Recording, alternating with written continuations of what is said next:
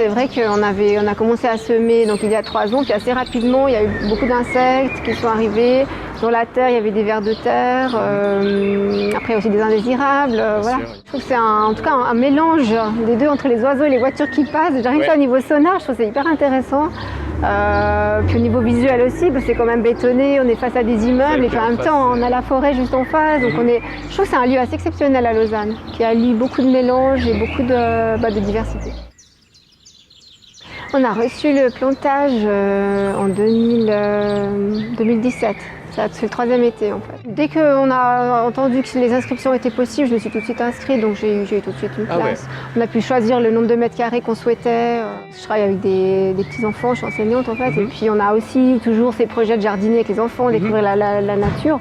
Donc au niveau personnel, je trouve intéressant aussi d'avoir un hobby où voilà, je suis dehors, dans le calme, ça fait du bien. Ouais. Donc c'était un peu l'alliance des deux facettes. C'est vrai que ma mère a toujours fait du jardinage, donc j'entendais plein de concepts, plein d'idées.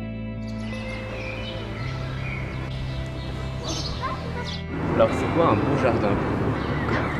Qu'est-ce que vous imaginez quand on parle d'un jardin idéal? Je sais pas si vous avez une image en tête. Mais pas vraiment, parce que justement c'est intéressant de se promener dans ce plantage, on voit bien un peu la personnalité de chaque jardinier. Puis j'avoue que moi, comme j'ai pas beaucoup de temps, en fait c'est un peu ça le critère, c'est on verra ce qui pousse, et puis il y a toujours un côté un peu sauvage, parce que je laisse les choses, et puis voilà, mais voilà, donc j'ai pas vraiment le jardin idéal, plutôt le côté expérimental qui est intéressant actuellement. Expérimentation dans le sens où j'essaie de semer quelque chose, on verra si ça marche et puis on se rend compte d'année en année c'est pas forcément similaire. Après dans le choix des espèces, par exemple l'année dernière j'ai eu très tard des tomates, je me suis dit bon je vais essayer de prendre une espèce précoce. Finalement comme il y a eu le confinement, j'ai pris les graines que j'avais à la maison, puis ouais, on verra ce qui sort, je sais même plus quelle espèce c'était du coup, mais ouais, il y a aussi l'idée qu'on en a, puis concrètement qu'est-ce qu'on peut réellement faire. Je fréquente davantage les espaces verts, mais aussi j'ai fait un cours de permaculture. Et puis c'était très intéressant de pouvoir le faire sur une année complète, avec justement l'idée de découvrir au fil des saisons la nature et puis les possibilités en jardinage et en permaculture. Comment est-ce que vous choisissez en fait ce que vous plantez?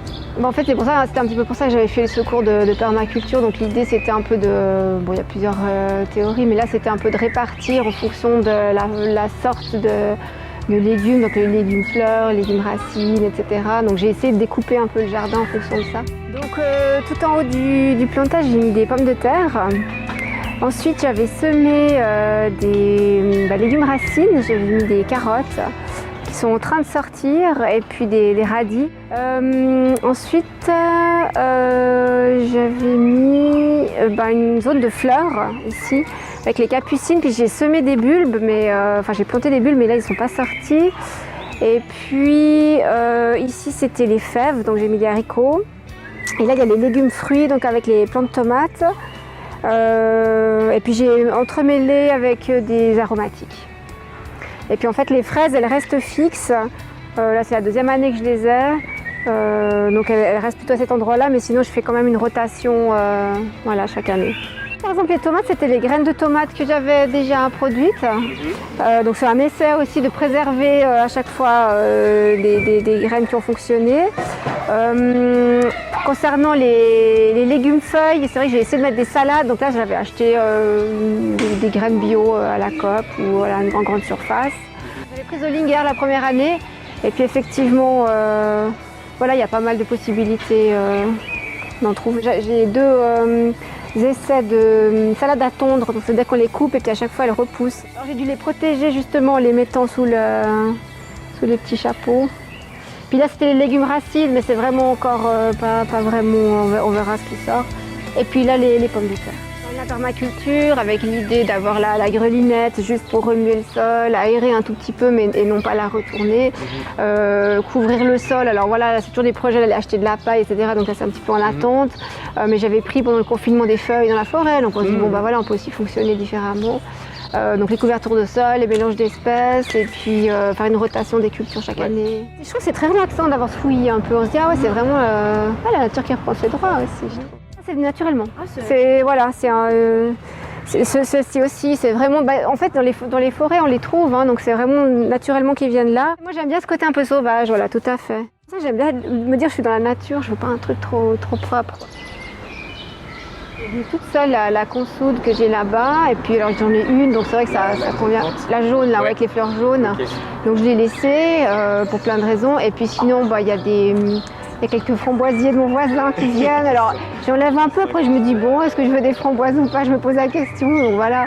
Et puis bon, il y a quelques herbes qui sont un peu envahissantes, donc celles-ci, je préfère les enlever. C'est des mauvaises herbes qui après font des graines, et puis après mes voisins vont pas être contents parce qu'il y en aura partout.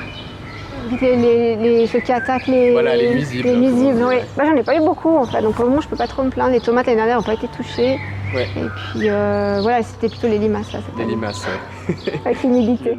En tout cas, en théorie, au niveau de la permaculture, il y a pas mal de possibilités. Donc c'est aussi une question de connaissance, de préparation. Je sais qu'on peut faire des préparations de purin ou d'ortie, qui peuvent être sprayées, qui peuvent être une bonne alternative. C'est vrai que là, pour le moment, j'ai juste acheté, pour les limaces, j'ai juste acheté ces petites pastilles que j'ai vraiment répandues dans tout le jardin, puis ça a été très efficace, donc j'étais assez contente.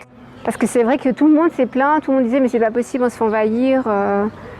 Et puis les méthodes, un peu des coquilles d'œufs, le marc de café, on se rend compte que ça aussi c'est limite. C'est vrai que dès qu'on veut semer, on fait nos lignes, on voit qu'il y a beaucoup d'insectes qui apparaissent. Et puis les vers de terre qui sont quand même essentiels lors de plantage. Et quel type d'insectes qui sont venus là, je suis pas très... Pas des papillons ou des... Oui, bon là on les voit, il y a des abeilles, des bourdons. Les renards, oui, apparemment, donc tous les voisins qui sont là ont vraiment la vue sur le jardin, ils en ont vu, qui venaient d'ailleurs s'abreuver, on a fait une petite mare du côté du jardin communautaire justement.